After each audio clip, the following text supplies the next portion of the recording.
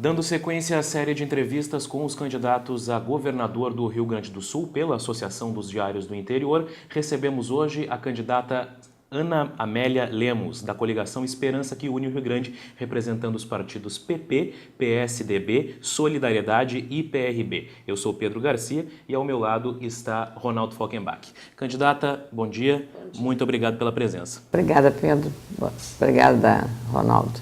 Candidata, para a gente começar a nossa conversa, estamos na largada, nos primeiros dias de campanha, os candidatos já têm os seus planos de governo prontos. Queria lhe perguntar, qual a senhora diria que vai ser a pauta ou a ação prioritária do seu governo se a senhora for eleita governadora? Bom, primeiro nós estamos num processo de elaboração que eu considero uma carta de intenções. É muito difícil você, numa campanha eleitoral, esmiuçar detalhes técnicos de um governo. Como no caso do Rio Grande do Sul, tem vários problemas, especialmente no que se trata da questão financeira do Estado. A economia vai bem, mas o Estado, como ente público, está com sérias dificuldades. Mas o nosso objetivo principal da Aliança Esperança que une o Rio Grande, formada pelos partidos PP, PSDB, Solidariedade e PRB, é transformar o Rio Grande do Sul num Estado eficiente, com um clima bom para os empreendedores. Hoje o nosso Estado carece muito de investimentos na logística, na infraestrutura, mas em setores básicos como saúde, segurança e educação.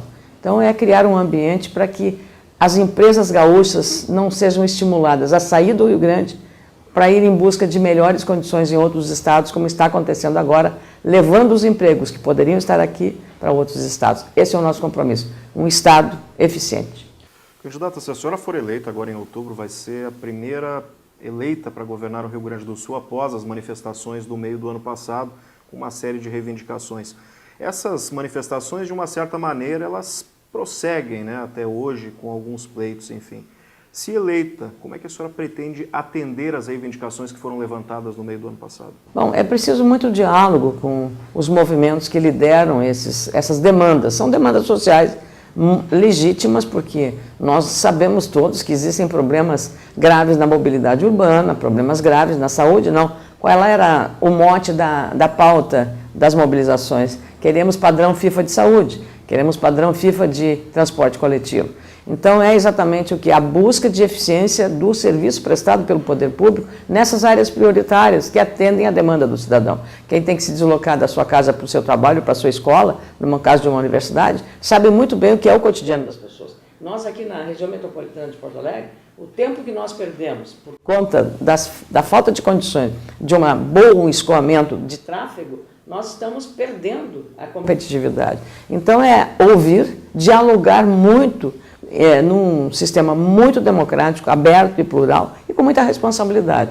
É isso que nós vamos fazer para viabilizar essas demandas. Penso que há um esforço geral, aqui em Porto Alegre mesmo, né, a Prefeitura com José Fortunati, no sentido dessa implementação dessa agenda. Não é fácil, você não consegue, num piscar de olhos, resolver problemas que se arrastam de estruturas e de passado não atendido. Ficou um passivo, evidentemente, dessas demandas reprimidas. Agora, candidata, a senhora falou logo na sua primeira resposta a respeito da situação financeira do Estado. E apesar de nós termos 8 candidatos a governador, é consenso entre todos, me parece, da importância da aprovação da lei que já tramita no Congresso, que renegocia a dívida do Estado com a União e que é uma das causas aí dessa dificuldade que o Estado enfrenta atualmente para fazer investimentos. Entretanto, essa votação já foi adiada várias vezes e até agora o governo federal não demonstrou disposição em ver esse projeto aprovado. Se a senhora for eleita, qual vai ser a sua estratégia para garantir com que efetivamente esse projeto seja aprovado no Congresso? Bom, eu estou lá no Senado batalhando desde que essa matéria chegou da Câmara. Veja só, é estranho que um projeto de origem do Executivo, foi o governo que encaminhou ao Congresso Nacional este projeto. Encaminhou à Câmara, a Câmara votou e o Senado basta apenas e tão somente confirmar o que a Câmara votou. E nós não estamos, desde dezembro do ano passado, nós já estamos quase entrando em agosto, desde dezembro, eu estava pedindo urgência para a matéria, porque foi das senadoras gaúchas envolvida diretamente, o senador Paim, o senador Simão também trabalharam, mas eu estive diretamente envolvida com o senador Luiz Henrique da Silveira, que é o relator dessa matéria. E naquele momento eu tinha pedido urgência e a liderança do governo disse, não, senadora, nós nos comprometemos de votar isso logo na primeira sessão em fevereiro. Sob a alegação de que naquele momento, lá no final de dezembro, estavam as agências de risco, aquelas que calculam a situação financeira dos países, vão avaliar, então não seria conveniente agora, porque o país perderia na questão da credibilidade internacional, então deixar para o início de fevereiro. Bom, fevereiro passou há muito tempo, nós já estamos em agosto e o mesmo argumento continua. Agora o governo já jogou para novembro. Eu espero que isso não seja uma manobra do ponto de vista político-eleitoral. Conforme o resultado da eleição, você faz ou não faz isso. Não, eu espero que não seja. Não quero levantar suspeita sobre isso, mas me dá o direito de fazer isso. E o representante do Ministério da Fazenda, na última reunião que tivemos, lá em Brasília, com os secretários da Fazenda, inclusive do Rio Grande do Sul, e mais o senador Luiz Henrique, ficou claro, eu ia para uma reunião de líderes e eu perguntei, afinal, continua a mesma razão para não votar isso? Porque nós já estamos prontos para votar. Não tem mais o que esperar. E aí o representante da Fazenda disse, não, senador, continuam os mesmos problemas do risco, dessas agências de risco de avaliação das contas brasileiras. Mas em novembro é pacífico, vamos votar. Ora, se alguém que mudou de dezembro para fevereiro, de fevereiro para março para abril, abril para junho, essas alturas do campeonato eu já não sei se nós em novembro, como o governo está assegurando que será votado, se isso será votado. De qualquer modo, eu já apresentei um projeto para impedir que o governo aproveite a receita de um estado exportador como o Rio Grande do Sul, com a Lei Candir, que não paga, não ressarce o nosso crédito que nós temos lá, e isso dá também um desembolso muito significativo do que a União deve ao Rio Grande, só na Lei Candir. Mais ainda, o governo acaba de criar um banco, junto com a Rússia, com a Índia, o BRICS, o Banco de Investimento, com financiamento de juros de 3%. Nós estamos pagando um juro que eu digo é usura, não é nem juro. Tá? É uma agiotagem da União contra os estados e municípios. Porque nós comprometemos 13% da receita do estado para pagar a União. Só a questão relacionada a juros. Então não é justo essa relação e está chegando um momento de absoluto impasse nessa relação. Então o que me cabe fazer é isso que eu fiz, um projeto para evitar e para compensar o que o Estado faz com aquilo que ele tem que pagar para a União, você entendeu? Aquela dívida que a União tem é compensada pelos investimentos que eu vou fazer aqui com aquele dinheiro que não chega da União. Aliás, candidata, essa relação aí, ela trouxe muitos problemas em relação à Lei Candir, né, em relação ao Estado-União com a Lei Candir. Tivemos setores muito prejudicados. O Vale do Rio Pardo é um exemplo. O setor fumageiro chegou a perder empresas para Santa Catarina em função de acúmulo de créditos de ICMS. Na sua visão, há espaço para uma negociação com o governo federal? Não só nisso, mas porque ele é todo o ambiente, não só a questão essa dos incentivos fiscais, da famosa guerra fiscal, mas também o ambiente que nós temos aqui no Rio Grande do Sul. Hoje, uma empresa que queira dobrar sua produção, ela precisa fazer uma nova fábrica. Sabe quanto demora uma licença para uma nova fábrica? 3 anos. Uma empresa que quer fazer uma nova fábrica, ela quer o quê? Urgência. Sabe quanto tempo demora uma licença em Santa Catarina e no Paraná? 1 mês. Então, veja só, é esse ambiente que eu digo hostil para quem quer trabalhar e investir no Estado, é que nós temos que resolver.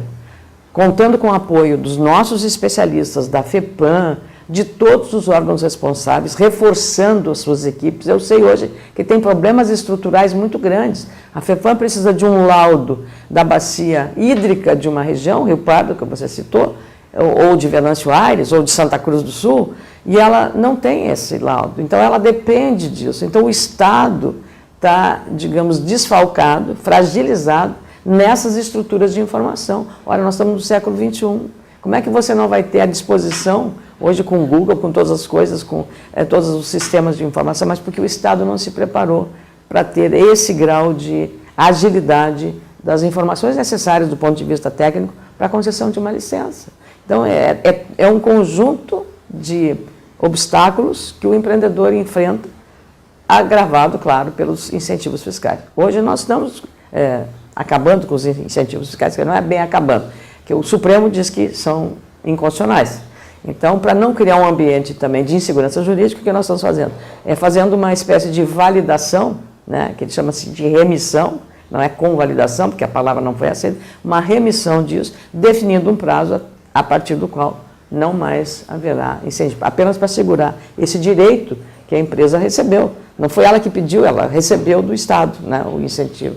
Então, é uma situação extremamente, digamos, insegura para o empreendedor por conta dessa situação da legislação pouco clara em relação aos incentivos fiscais e também às desonerações. Ainda sobre economia, candidato, o que a gente observa historicamente, nos últimos anos não é diferente, é que o desempenho econômico do Estado como um todo é fortemente ligado ao desempenho da agricultura, né? Nos anos que nós temos uma safra boa, os números do Estado são bons. Nos anos em que a safra sofre algum tipo de problema e não tem um desempenho tão bom, os números do Estado como um todo caem. Ao mesmo tempo, a agricultura está muito suscetível ao clima, né? Então, nos anos que nós temos um período de estiagem prolongada ou chuvas muito fortes, o desempenho da agricultura cai e o Estado como um todo cai. Como proteger a agricultura de forma que o Estado como um todo não saia prejudicado e não fique tão suscetível a, digamos assim, às vontades de São Pedro? Você parece que mora em Não Me Toque, ou mora em Panambi, ou mora em Passo Fundo, na minha Lagoa Vermelha, porque conhece, ou na região mesmo Fumageira. Faz uma avaliação absolutamente correta. E talvez pela vocação dos jornais que nós temos no interior, porque são um reflexo direto dessa realidade. Eu costumo ter uma frase que diz: quando o campo vai bem, a cidade vai bem. E essa realidade é a realidade do nosso Estado.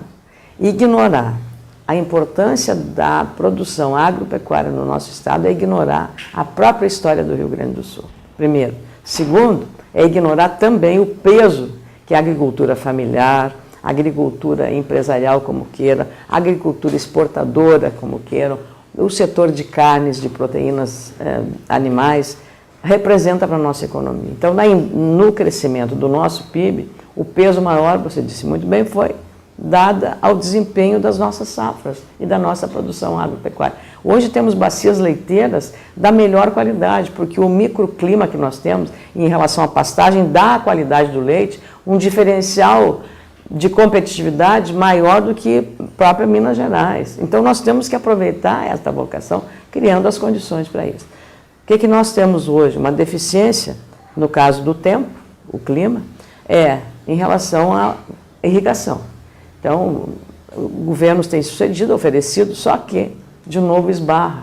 Foi criado um programa para a irrigação, o agricultor vai lá e compra todos os equipamentos necessários, o motor, compra os canos para a água seguir conforme o sistema de irrigação, porque existem vários sistemas de irrigação.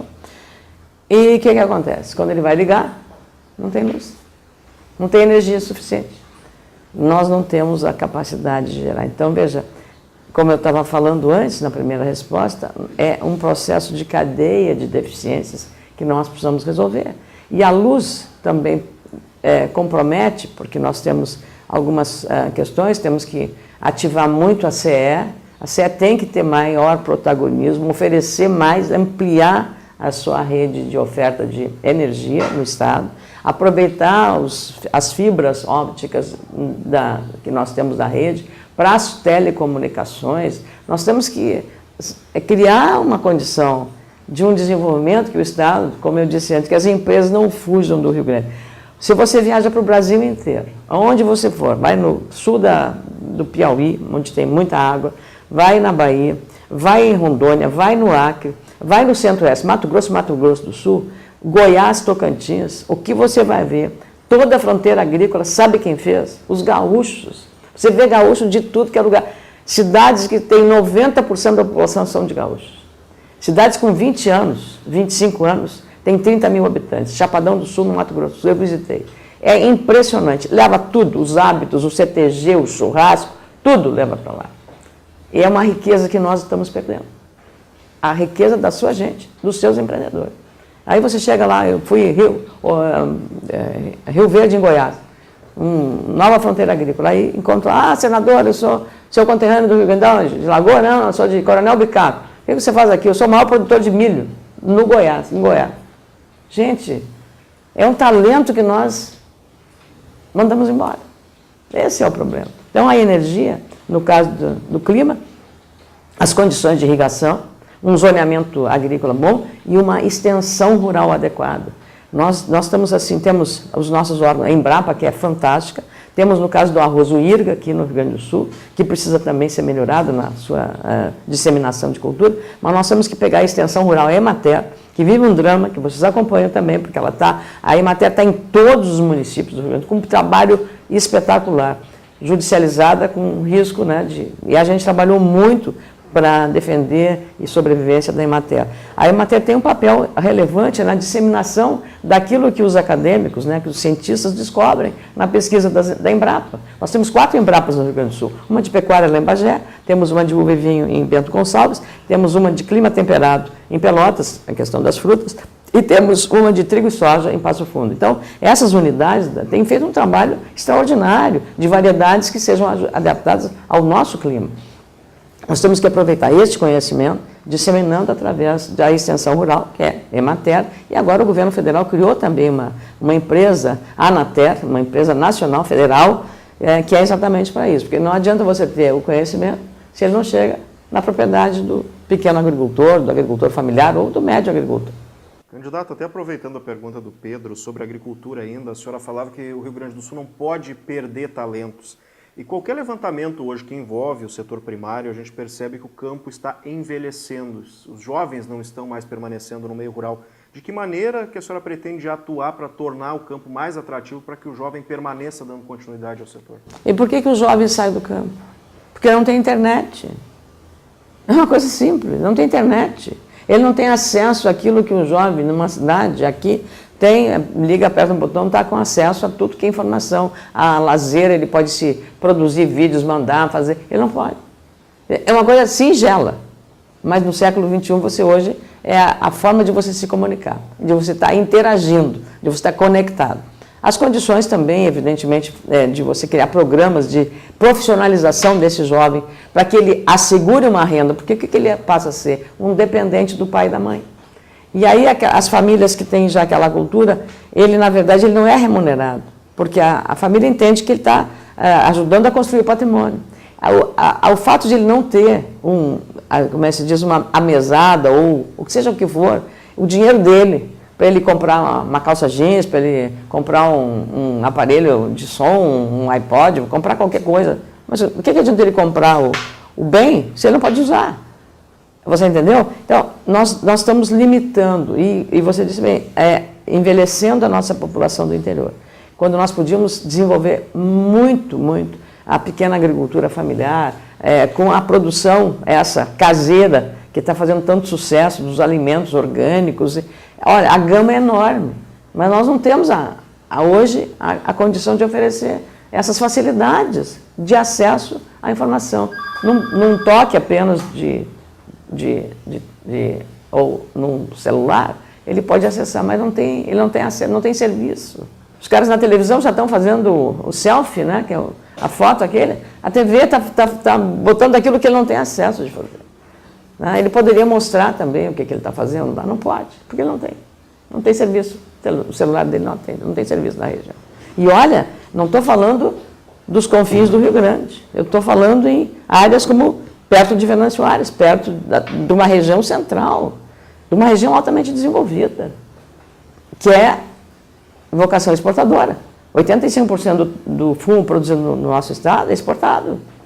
Então, ou seja, tem que estar conectado, tem que ter informação. O próprio agricultor tem que estar sabendo, embora seja uma produção integrada, é uma realidade dele. Então, você tem que criar esses mecanismos para fortalecer um ensino técnico de qualidade, que ele tenha mais voltado ao setor, fazer interação com os mecanismos de apoio do governo que tem, Senar, que faz isso para profissionalizar, pegar tudo, as escolas, as universidades, as comunitárias, Passo Fundo tem, Erechim tem, Ijuí tem, Santa Cruz do Sul tem. Por que nós não pegamos essa universidade, esse centro de excelência para ajudar a criar esses programas? Nós temos que fazer essa integração, temos que buscar a excelência, com a ajuda dos nossos jornais também. Mudando um pouquinho de assunto, candidata, cada vez mais presente no debate eleitoral brasileiro a necessidade de um manejo mais rigoroso dos recursos públicos. E é cada vez mais presente na pauta de candidatos propostas de redução do custo da máquina estatal. No seu programa de governo, isso está previsto e, em caso positivo, por onde a senhora começaria esse enxugamento da máquina pública? Bom, nós temos no Rio Grande do Sul 29 secretarias. 19, 20, não, é demais secretarias. Nós temos 6 mil CCs. O que um CC precisa? Uma mesa, um gabinete, um telefone, um carro, porque ele é um CC. CC é um salário de cargo de confiança. Então ele tem um status.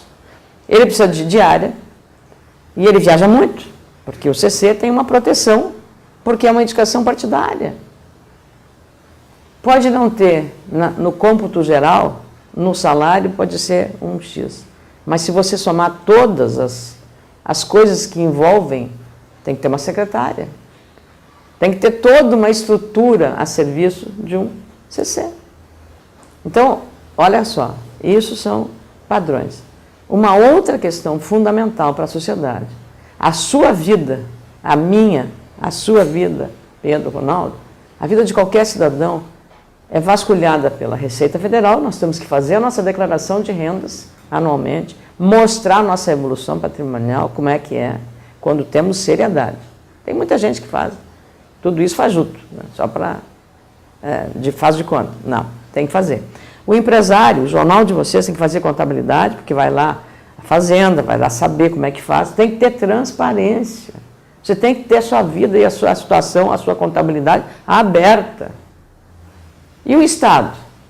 Se você dever R$1 para a fazenda, você só vai saber que aquele R$1, às vezes não é culpa sua, é culpa da própria fazenda. Como aconteceu comigo em relação à Receita Federal, porque eu presido a Fundação Milton Campos, que é a fundação do partido. Aí foi fazer um contrato, estava lá, e que eu estava inadimplente com o fisco. Eu fiquei horrorizada, porque eu disse, jamais, minha ficha, onde é que se viu uma coisa dessa? A fundação vai... Foi lá, a fundação devia. Como eu sou presidente, a responsável sou eu, não, a fundação não existe, a presidente. Fui lá ver. Uma dívida errada, lançada erradamente, da Receita Federal, de R$200, R$210. Ela corrigiu, não pediu desculpas. Mas por que ela não mandou avisar? Porque aí naquele mesmo dia ela esclareceria e não se gastava. Isso é um desrespeito ao contribuinte e ao cidadão. Então, nós temos que tornar o aparato da Receita, da saúde, todo mundo que presta, o poder público presta serviço a quem? Ao cidadão, à sociedade. Então, todos esses órgãos precisam ter com a população muita transparência. Qual é o orçamento daqui e quanto vai para a sua finalidade? Transparência nas contas do Estado em cada área específica, para evitar qualquer dúvida sobre desvio, sobre todas as coisas que nós estamos acostumados a, com alguma frequência, acompanhar nos jornais. Ah, mais um problema aqui, mais um problema ali. Recentemente, vocês acompanharam 60 toneladas de medicamentos jogados no lixo. Isso não é seriedade com o dinheiro público. Isso é dinheiro fora.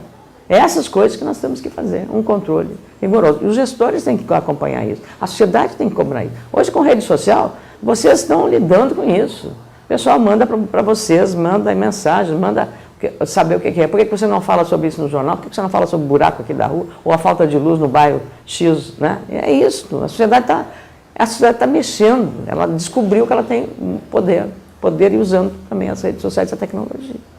Bom, nós estamos conversando com a candidata Ana Amélia Lemos, do PP ao Governo do Estado. Candidata, hoje nós temos alguns programas de transferência de renda, como no caso do Rio Grande do Sul, o RS Mais Igual. E de outro lado, os candidatos pregando esse equilíbrio de contas. Se eleita, a senhora pretende manter ou ampliar esses programas de transferência de renda? Os programas todos serão mantidos na área social, todos serão mantidos, sem mudar o nome. Sem mudar o nome. porque nós temos a cultura equivocada, chega um governo, desmonta tudo, ou mantém e deixa o nome. Menos mal que o governo atual não mudou o nome do Pronaf, que foi uma criação que participou um ministro da Agricultura do meu partido, Francisco Tua, não mudaram de nome. Pronaf continuou, graças a Deus. Programa Nacional de Agricultura Familiar. Então, nós temos que dizer que o PP, nós do PP, tivemos como protagonistas desse processo. Bom, ponto. Então, os programas, todos. Havia Bolsa Escola, o governo botou Bolsa Família, mudou de nome. Hoje tem um programa aqui no Estado que o governo, quando quer atacar, ele fala que vai ser aplicado um PDV. O que é o PDV? Programa de Demissão Voluntária. Sabe o que o governo fez? Ele está fazendo PDV na CE, está fazendo PDV no Banrisul. Ele mudou de nome. PDI, Programa de Demissão Incentivada. É muita vontade de tentar enganar a população com um discursinho capenga. Mas o povo sabe, as pessoas, os cidadãos sabem. Hoje, com as redes sociais, você não pode enganar as pessoas. Então, os programas sociais serão todos mantidos, dependendo das condições financeiras do Estado, poderão sim ser ampliados em áreas que nós considerarmos nesta coligação, que é feita por convergência e não por conveniência, PSDB, PP, Solidariedade e PRB, ampliando em áreas que nós temos. Eu visitei sábado uma periferia de Porto Alegre, a Vila Amazônia. A realidade ali, nua e crua, como aquelas pessoas estão vendo nas barbas do poder, abandonados à própria sorte. Então, o poder público precisa estar mais presente. Os desafios são muito grandes, mas nós não vamos fazer aquilo que essa cultura equivocada da nossa política faz, que é de cada governo muda tudo, troca tudo. Não, manter com os mesmos nomes. Acho que é um compromisso com a sociedade, é uma questão de seriedade. Não interessa, foi feito por A, B ou C, partido tal, partido C, não interessa. Nós temos que ter respeito. Eu acho que quando você fizer isso, a sociedade vai dar um outro valor à classe política. Agora, candidata, a senhora falou no início da entrevista sobre a demora na obtenção de uma licença para construir uma fábrica no Rio Grande do Sul, que é mais demorado do que em outros estados. E a gente sabe que, de maneira geral, o serviço público no Brasil e no Rio Grande do Sul não é diferente, é lento, né? As obras demoram a sair. Nós temos aí, por exemplo, na nossa região, escolas que estão aguardando há meses, há anos, reparos de infraestrutura, né? Tudo demora muito. Como tornar a máquina pública, além de mais enxuta e mais transparente, mais eficiente? Muito obrigada pela pergunta. Você deu um exemplo, olha, o melhor exemplo que eu podia dar na escola. Você veja só, hoje nós temos a Secretaria de Educação, nós queremos dar autonomia para as escolas, a diretora de uma escola ela conhece a realidade. Então você imagina que se um muro de uma escola caiu num bairro, na minha Lagoa Vermelha, ou em qualquer outra cidade, cai o muro da escola. No bairro que eu fui professora, fiz estágio do bairro da Gaúcha. Cai o muro. Hoje o sistema aqui, como é que é? Tem que ir a Secretaria de Obras, vai um carro, vai um engenheiro, vai mais um motorista, evidentemente, né? Porque não é o engenheiro que vai dirigir o carro, e construir o muro. Isso é assim, como funciona hoje. Olha tudo que está se gastando e o tempo que está se perdendo. Você não acha que se a diretora lá fizesse uma tomada de preço no próprio bairro, não precisa nem sair no próprio bairro, com as empresas locais, quanto sairia a reconstrução daquele muro? No mínimo, uns 40 ou 50% mais barato, considerando não o valor só, mas todo o gasto que foi feito para isso. E toda a demora de tempo que você consumiu para chegar aí, porque tem que tramitar um monte de papel. Autoriza, não autoriza, vai seguir adiante, vai para outro, passa para o financeiro, passa para... Dá para a diretora. Hoje as diretoras, aí por isso que eu acho que nós temos que criar também um fortalecimento do círculo de pais e mestres, os pais tendo uma participação ativa, porque a sociedade já está controlando, já há um controle social, já tem o Ministério Público. O que custa fazer isso? Isso não é mais lógico? fazer um negócio desse? É muito mais lógico. As pessoas já conhecem, já sabem ali como é que vão fazer, um esforço da comunidade que vai ajudar para fazer. Então, é essa mentalidade da burocracia que nós temos que quebrar esses paradigmas e tornar muito mais eficiente numa coisa singela. O muro da escola. Vai ser muito mais barato, vai ser muito mais rápido, todo mundo vai ser valorizado. Por que é tão difícil quebrar essa... Eu talvez porque sempre fui uma pessoa muito prática, né? Dona de casa, aquela coisa, você, né, arruma aqui, desarruma ali, tal, aproveita uma coisa aqui e tal.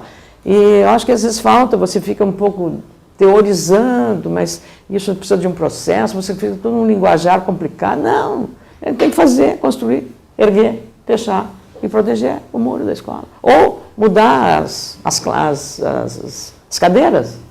Tem que comprar cadeira para a escola. Não precisa fazer todo mundo. Vai lá, compra as cadeiras. Quem é que vende cadeira de escola aqui? Mais próximo. Não tem em Lagoa Vermelha, eu comprei em Erechim. Vamos lá, olha, liga lá para ele, liga o telefone. Não precisa vir uma pessoa para fazer. Liga o telefone, faz um orçamento, manda 3 orçamentos. É como a gente faz na casa da gente. Você precisa fazer um serviço, uma pintura, você faz isso. Para que nós temos que...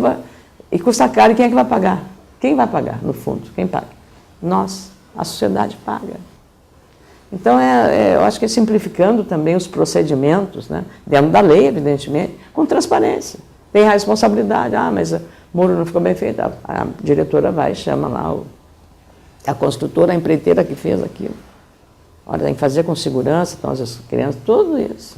As pessoas fazem, tem que dar um voto de confiança para descentralização. Descentralização. Estado concentrado demais é muito perigoso. Muito perigoso.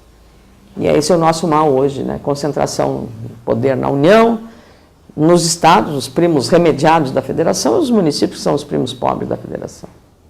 Candidata, de certa maneira, a senhora já tocou em muitos pontos que podem ser usados na resposta da pergunta que eu vou lhe fazer agora. Questão de atração de investimentos para o Rio Grande do Sul. Fora o que a senhora já tocou, o que é possível fazer para garantir a continuidade ou até o incremento do desenvolvimento do Rio Grande do Sul através da atração de investimentos? Tem um provérbio chinês que é muito sábio.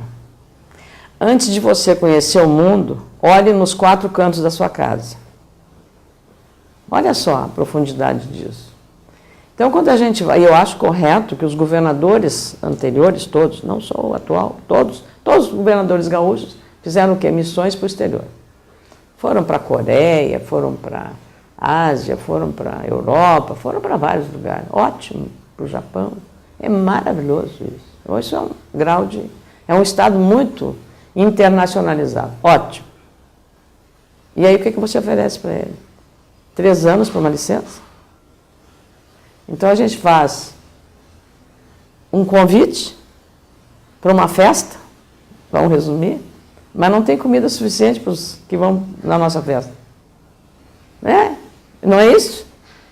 A licença, 30 dias.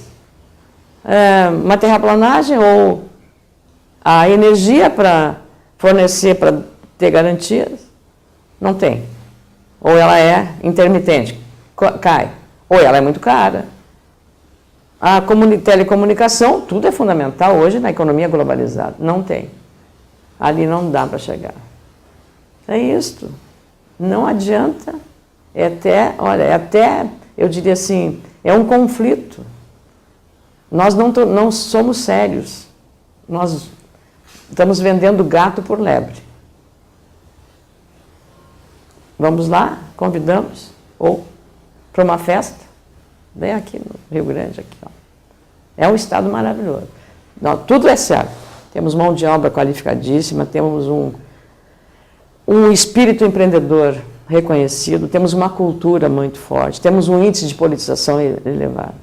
Mas também, no outro lado, nós também estamos devendo educação.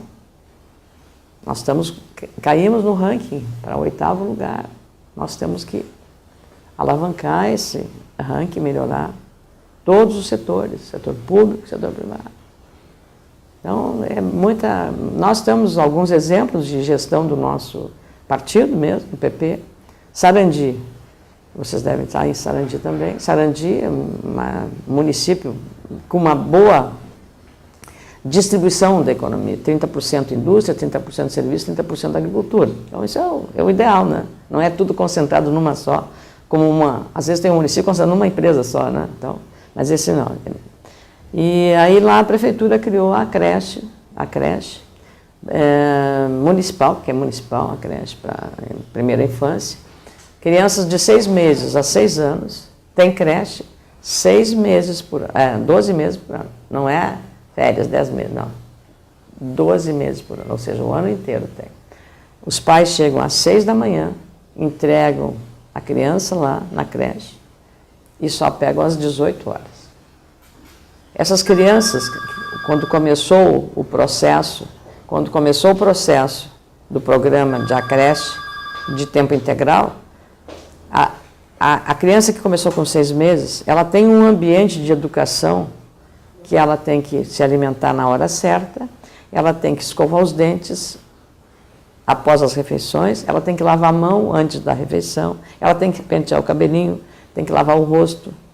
Esses hábitos, que são hábitos de prevenção também de saúde, são levados para casa, porque essas crianças, muitas delas, são da periferia mais pobre, que os pais, a mãe trabalha, é operária numa fábrica de calçados, ou de confecções, ou de móveis, como tem lá. Então, essa criança leva aqueles hábitos que ela aprende ali na creche para a sua casa. E isso está mudando. Os relatos que nós temos lá são maravilhosos nesse sentido. Então, vê a relevância que tem, porque ela é um irradiador de educação e de bons hábitos, de prevenção de saúde, né? A limpeza, ela vai lá, tudo é tudo organizado. Eu fiquei encantada de ver. E as crianças estão num ambiente que ela, se chegar um adulto e é o que ela estiver fazendo, ela não levanta a cabeça, ela continua concentrada no trabalho que ela está fazendo. Elas estavam lá, eu andei por lá, mas assim, só levantaram, oi tia, tá bom? Continuaram trabalhando. Isso é o máximo. Eu fiquei assim, sabe, encantada de ver. Ou seja, quando você quer fazer, quando você tem vontade política, né? Então, realmente, o nosso ex-prefeito Cardoso e o atual, o nosso Casper também, continua o mesmo projeto. E é uma referência. A revista Época citou esse caso das boas práticas de gestão, né? Numa área fundamental. Porque essa criança ela tem mais preparo depois para o ensino fundamental e médio. Porque ela já vem com uma cultura de aprendizado, de uma disciplina, né, dentro de sala de aula. Candidata, PPPs, parcerias público-privadas, que vêm sendo aí apontadas como uma alternativa justamente para superar algumas dessas dificuldades que nós falamos há pouco, que o poder público tem para fazer investimentos e tal. O que a senhora pensa sobre isso e em que setores, em que áreas a senhora pensa que as PPPs podem ser ampliadas? Olha, quando a gente não tem poupança, quando a gente não tem o recurso, a poupança é o recurso. A poupança é o que você tem para fazer um investimento. Na sua casa, para fazer uma reforma, para comprar um móvel novo, mudar de carro. Isso é a poupança, né? Quando o Estado não tem poupança, não tem recurso disponível, o seu recurso para fazer, tomar dinheiro emprestado, como está sendo feito agora, para fazer investimento é um pouco temerário, especialmente se você considerar que você está muito endividado. Hoje nós temos um exemplo dos servidores com crédito consignado. Ele é fácil de você tomar, ou com um cartão de crédito, ou com um cheque especial. Nós estamos trabalhando com cheque especial. O Rio Grande do Sul está trabalhando com cheque especial. E você sabe quanto custa isso. Então, nós temos que fazer sempre com o recurso que nós temos, porque aí te dá mais segurança, mais conforto financeiro. Quando não tem essa poupança, você tem que buscar onde ela está e onde há disposição, desde que você crie regras muito claras dessa parceria. Então, eu diria assim que a Dilma Rousseff, o governo Dilma, está demonstrando claramente que esse é o caminho. Por quê? A Copa do Mundo poderia, sem PPP, ter um aeroporto, como o de Brasília, feito em 19 meses? Teria? De jeito nenhum. O poder público não construiria, sozinho, um aeroporto em 19 meses, como foi feito lá em Brasília. Então, a Dilma deu o norte, o reforço e a relevância que são as PPPs para a economia brasileira, não só nacionalmente. Nas concessões de rodovias que ela fez, vários trechos importantes, na questão da infraestrutura, dos aeroportos e outras áreas que sejam relevante. Então, nós precisamos criar uma segurança jurídica cada vez que você faz uma concessão dessa de serviço, para assegurar, primeiro, uma fiscalização rigorosa da qualidade do serviço que nós vamos ter para o usuário. Vai pagar X, ele tem que receber, por aquilo que ele está pagando, tudo que está previsto no contrato. E um rigor de uma agência reguladora, que no Rio Grande do Sul foi esvaziada, para fiscalizar. Aliás, as agências foram, e lamentavelmente foram politizadas. E esse é o mal do governo, dos governos. É politizar, ideologizar. Então, não está lá para fazer um serviço para a sociedade, mas está lá para fazer um serviço para um partido político. E não é isso que a sociedade quer. A sociedade não paga imposto para ter um partido comandando os seus interesses. Ela quer ter o serviço que ela está pagando. Foi criada uma empresa estatal aqui no Rio Grande do Sul, EGR. Qual era o objetivo? Acabar com os pedágios. Acabaram? A EGR não é. A EGR é uma empresa pública que está explorando o pedágio. Ela está cobrando o pedágio. Um pouquinho mais barato do que o pedágio normal. O usuário tem na operação da EGR ambulância à disposição, 24 horas. Tem carro guincho, 24 horas à disposição caso aconteça um acidente.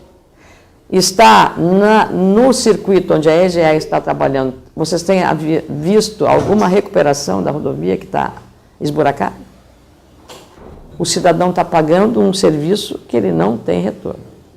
Por isso o Ministério Público, muito adequadamente, foi lá para fechar alguns que não estavam tendo retorno. Então você não pode cobrar por alguma coisa que você não quiser. Não adianta você ir numa farmácia, pagar por um remédio e dentro da caixa do remédio não tem nada. Você volta imediatamente, para aí, você me enganou, não tem aqui não tem remédio.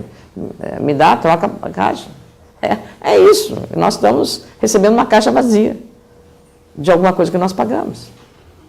Então, esse é o problema. Mais ainda, você criou uma empresa estatal, na constituição dela, de economia, da natureza jurídica dessa empresa, que ela tem que pagar impostos, como as empresas SAs, economia mista. Então, do lucro que ela teve de 30 milhões, 20 milhões foi para Brasília. Dinheiro que está faltando aqui no Rio Grande. Olha, com esses 20 milhões dá para fazer algumas coisas. Então, a gente tem que pensar com racionalidade. Por que é o estatal? Você podia ter feito e o custo maior de você romper um contrato que está em vigor. O prejuízo também que isso vai demandar, do ponto de vista jurídico, foi violado, foi uma quebra unilateral de um contrato. Eu tenho um contrato contigo, não, fim. E aí você vai ficar satisfeito? Não, eu vou questionar o meu direito na justiça. É assim, no Estado democrático de direito, é assim que se faz. Então o Estado ainda vai pagar, porque, sem dúvida, o concessionário que ainda tinha um prazo de serviço vai fazer. Nós vamos fazer com regras muito claras, tudo que for feito nas parcerias, tudo que for feito, nós vamos ter uma regra bastante rigorosa, mas uma coisa também muito transparente. Quanto custa, quanto vai ser pago. E fiscalizar isso. Então não tem como. A Dilma, como eu disse, fez a referência sobre a questão das concessões. Candidata, já que a senhora tocou no assunto, eu vou até antecipar essa pergunta, que envolve justamente a empresa gaúcha de rodovias criada no ano passado e que hoje administra os polos que até o ano passado eram concedidos à iniciativa privada. Se eleita, a senhora pretende manter, alterar a EGR? Qual a sua proposta para esse Nós temos alternativas. Nós temos uma alternativa, o DAER modernizado, não com a estrutura que está aí, mas um DAER bem mais eficiente, com a valorização dos seus engenheiros, dos seus técnicos, fazendo o serviço. Ou então alterar a natureza jurídica da EGR. Mudar a natureza, para que ela não pague esse imposto do jeito que é. O DAER não paga imposto, não pagará imposto. Então, nós temos que ter uma lógica de funcionalidade, de funcionamento, de eficiência e de resultado. Porque do jeito que está, eu acho que É pouco inteligente você usar um recurso que é escasso para não prestar um serviço adequado à população, quando você poderia fazer isso de uma maneira mais adequada e mais correta. Candidato, uma outra questão bastante delicada e que é um dos pontos-chave desse debate eleitoral esse ano aqui no Rio Grande do Sul, que é a relação entre o governo estadual e o magistério. Nos últimos anos, essa relação foi pautada principalmente pela reivindicação da regulamentação do piso nacional da categoria, que o Estado ainda não fez. O governo atual alega que o indexador da lei inviabiliza que o Estado, e assim como acontece em outros estados, de fato faça o pagamento integral do piso em função do efeito que se ia ter num plano de carreira, enfim.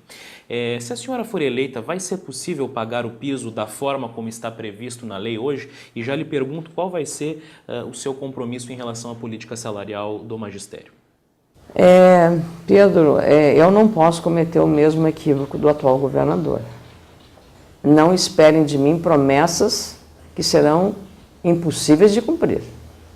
O meu compromisso é de fazer um esforço enorme com a economia dos gastos em áreas que não são essenciais, a redução de secretarias, um esforço muito grande para que a lei seja cumprida. No mínimo, honrar o reajuste que o atual governo deu aos professores. Você tem ideia de qual é a dívida do Estado com os professores? A soma total em relação à lei do piso?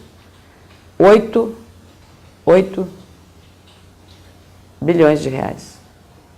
Sabe qual é a receita do ICMS, que é a principal receita do Estado? Pouco mais de 24 bilhões. Só a dívida do Estado. Agora, o que é o estranho é que o atual governo, o governador foi ministro da Educação. Assinou a lei do piso. Como candidato ao governo, prometeu no palanque que pagaria o piso. E como governador ele não cumpriu. Nem a lei que ele fez e nem a promessa que fez. Não posso cumprir o que eu não tenho condições de fazer.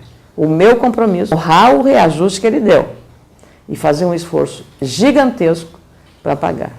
Lembrando de novo que a dívida que o Estado tem com os professores no piso, apenas no piso, é de 8 milhões de reais. Então, isso já dá a ideia do peso disso. E o próprio governador, não só não fez, mas foi ao Supremo Tribunal Federal para questionar essa questão, invocando e alegando as questões financeiras do Estado. Então, é essa a realidade que nós temos. Então, temos que agir com muita responsabilidade.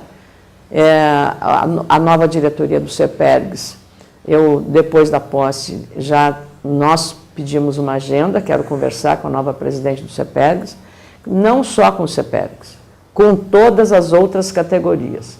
Eu pedi também uma reunião com a CUT. O Estado é feito por empreendedores, por trabalhadores, por produtores rurais, agricultura familiar, por todos os segmentos, por instituições, Poder Judiciário, Ministério Público.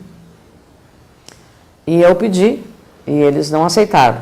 Não querem. Eu não queria jamais, foi minha intenção imaginar que fosse cooptar, fosse tentar. Não quero, eu quero apenas dizer.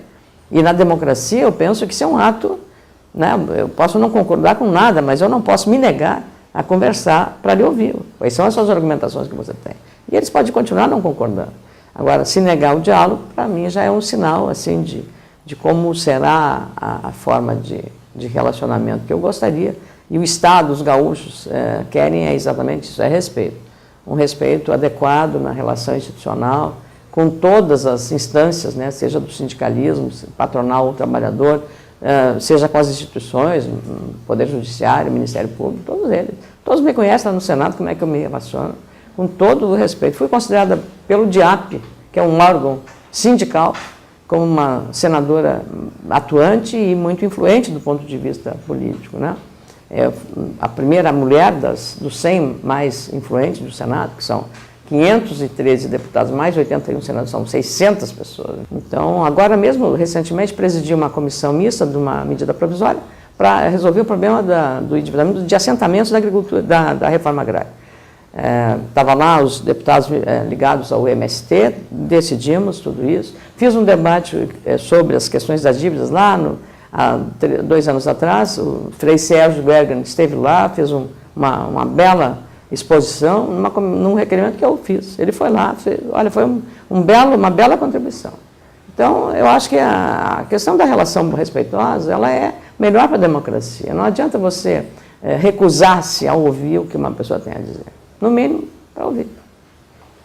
Candidato, ainda a relação entre governo do Estado e funcionalismo. Hoje o IP enfrenta um grave problema em todo o Estado, de médicos pedindo descredenciamento, de especialidades que estão descobertas, dificuldade de atendimento. Vale do Rio Pardo é um exemplo, outras regiões do Estado também. O que a senhora pretende fazer para recuperar o poder de atendimento do IP?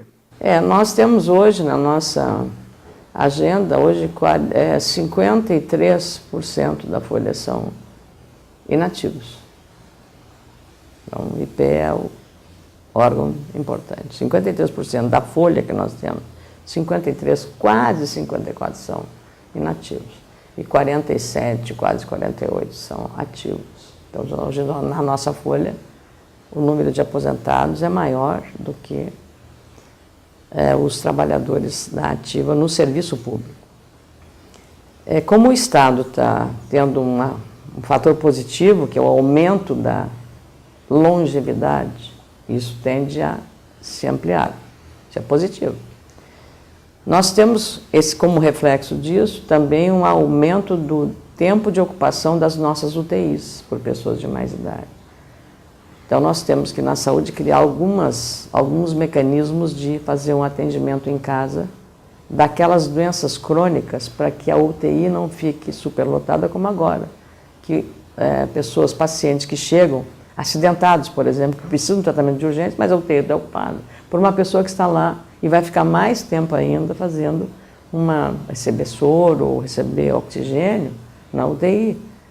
Isso pode ser feito em casa, de maneira mais confortável até para o paciente, para a família que ali pode acompanhar, levando o oxigênio, levando o soro para a casa do paciente. Algumas iniciativas nesse sentido. No IP nós tivemos, a grande reforma do IP foi feita por um correligionário meu, Otomar Vivian, hoje prefeito de Caçapava do Sul, e seguramente nós vamos ter que vamos encontrar uma boa engenharia financeira de criar um fundo para a manutenção da previdência do Estado adequadamente. Nós temos muitos espaços para operar nisso, para criar condição favorável e dar segurança também aos nossos aposentados, para evitar que tenham que cair nos precatórios famosos para receber, sabe quando, direitos que são seus, assegurados. Então, vamos trabalhar intensamente nisso. É difícil hoje eu lhe dizer, vou fazer isso ou aquilo, seria também um ato de imprudência do ponto de vista de um gestor e de um político. Nós temos que fazer isso com muito cuidado, porque aí estão em jogo a credibilidade, previdência e a credibilidade. Veja o que aconteceu com o caso Aéreos da Varig, né? No setor. Claro, isso você vai ver, mas isso é previdência complementar, tudo bem, mas é previdência. É pessoa que pagou não só o INSS, mas ela pagou também um fundo para ter uma aposentadoria melhor. Então, nós talvez criarmos alguns mecanismos de proteção a esses aposentados e o IP, uma reformulação, criando um fundo de um patrimônio para sustentar essa grande necessidade de um Estado que tem uma taxa de longevidade maior, dando a segurança jurídica aos nossos servidores.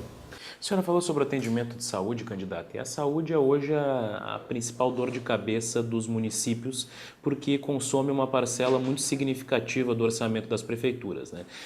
As prefeituras têm a obrigação de aplicar 15% de sua receita em saúde, mas na prática aplicam muito mais. Temos exemplo de Santa Cruz do Sul, que vem aplicando mais de 25% de sua receita em saúde, em outras prefeituras não é diferente. O Estado, por sua vez, tem a obrigação de aplicar 12% de sua receita em saúde e, historicamente, esse percentual não é atingido. Agora o governo está prometendo atingir. Se a senhora for eleita, a senhora acha que será possível cumprir essa obrigação? E de que forma a senhora pretende atuar para desafogar os gastos em saúde das prefeituras? Olha aqui, eu não sei o Estado que diz que faz, porque eu vi a contabilidade e as contas do Estado encaminhadas ao Tribunal de Contas, e o Tribunal de Contas do Estado diz que fez muitos reparos, não aprovou as contas em saúde, educação e segurança.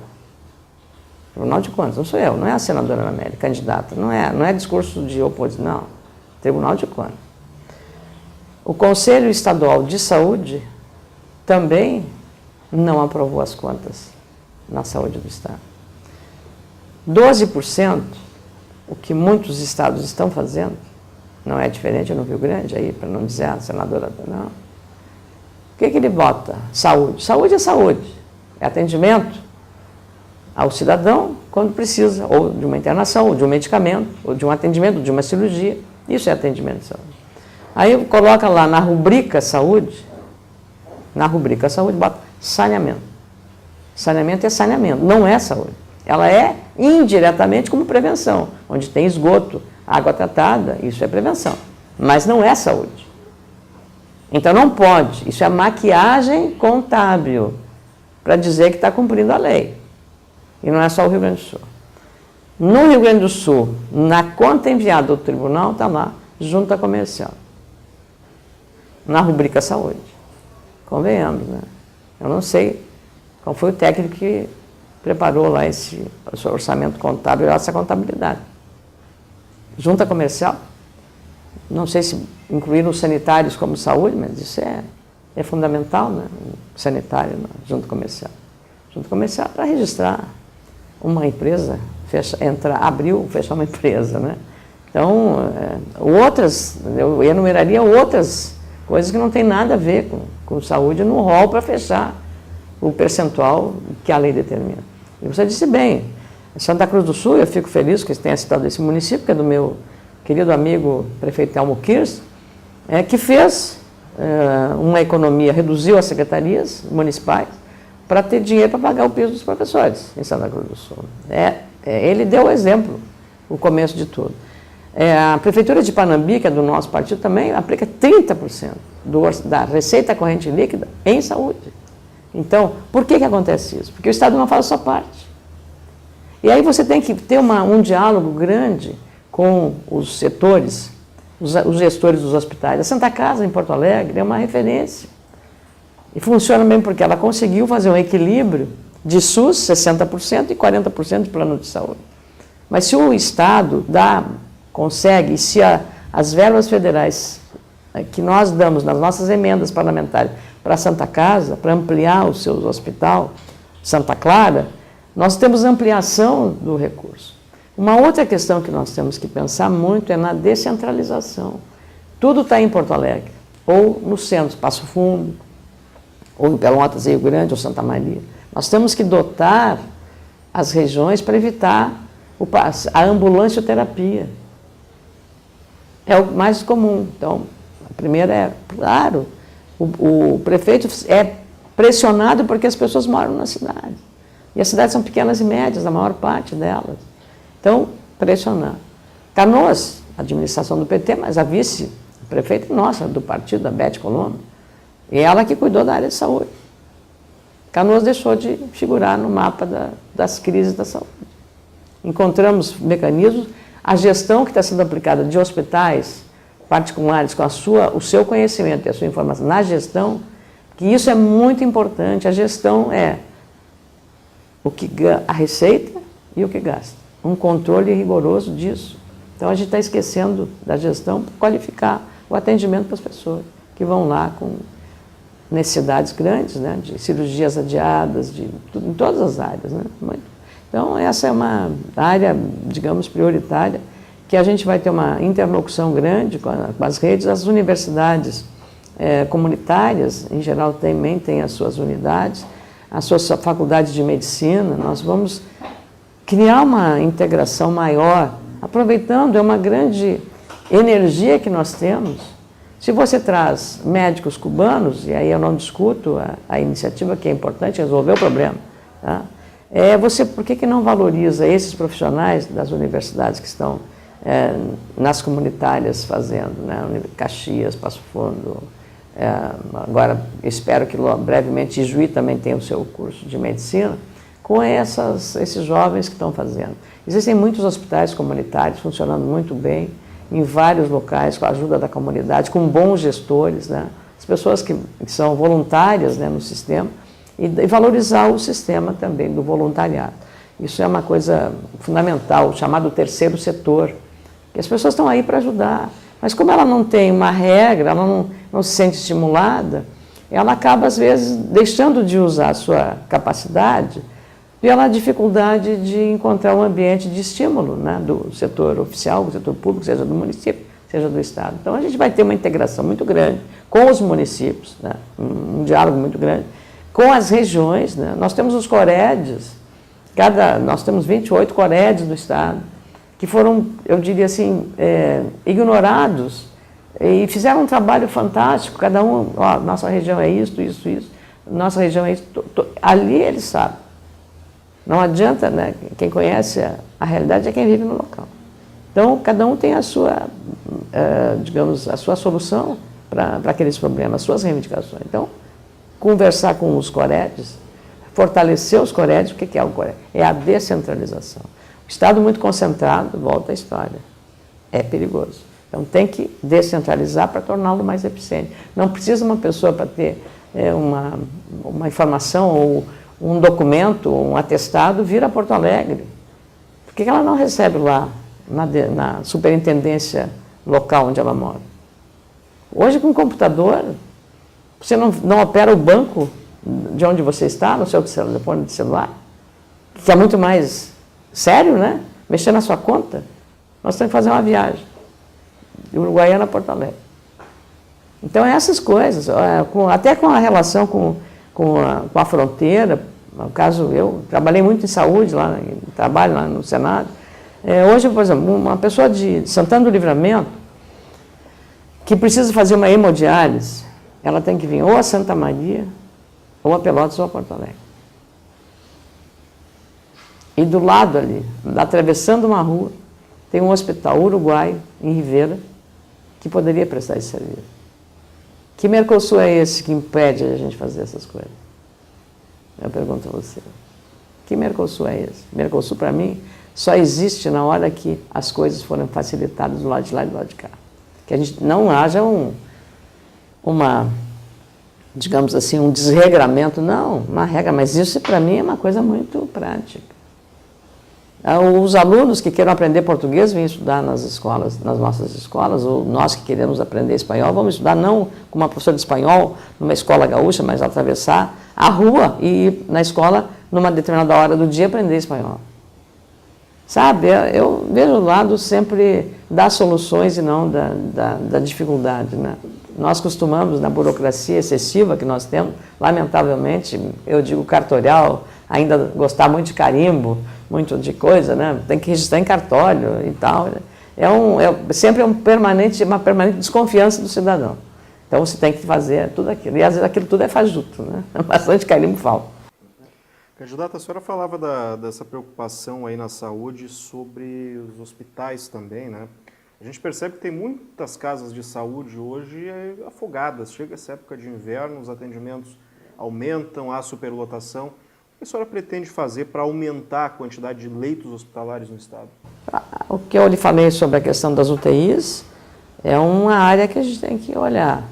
E os leitos é na descentralização, às vezes não necessariamente, porque aumentar leito, aumentar o número físico, é fácil.